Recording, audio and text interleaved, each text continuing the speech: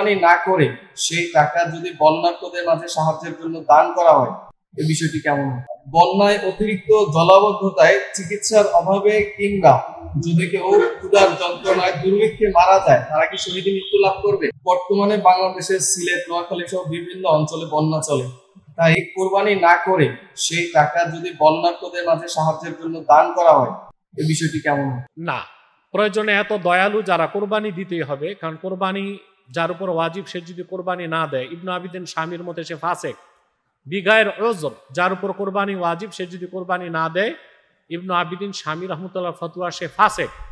অতএব অতিরিক্ত বদান্যতা দয়া দেখাতে যে নিজের তো ফাসেক হওয়ার সুযোগ নেই, তার কোরবানি সে দিবে। বেশি দয়া হলে বন্যার্তদের জন্য সে বাড়ির চাল খুঁটি বিক্রি করে দিয়ে আসবে, তাই বলে কোরবানি তার থেকে সাকেত হবে না।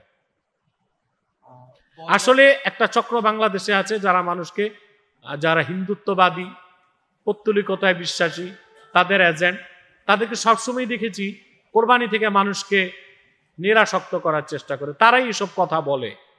তো তারা বলুক যে ঈদ উপলক্ষে শপিং সেন্টারগুলো বন্ধ করে দেওয়া হোক, অতিরিক্ত যে বাজার হচ্ছে এই টাকাগুলো জমা করে আমরা বন্যার্তদের দিয়ে আসি, কোরবানি না করার প্রশ্ন আসবে কেন?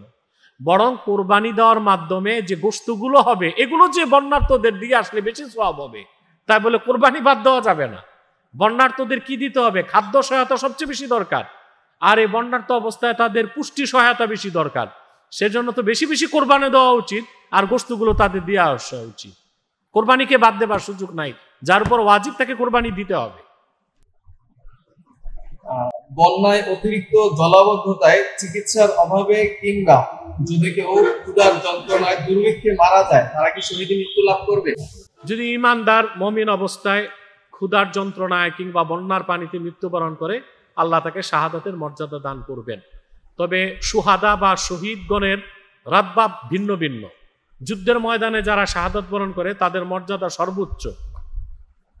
আর বন্যা, প্রাকৃতিক দুর্যোগ কিংবা অভাব অনটন, ক্ষুধার যন্ত্রণায় কেউ মারা গেলে ঈমানদার হলে আল্লাহ তাকেও শাহাদাতের দরজা দান করবে।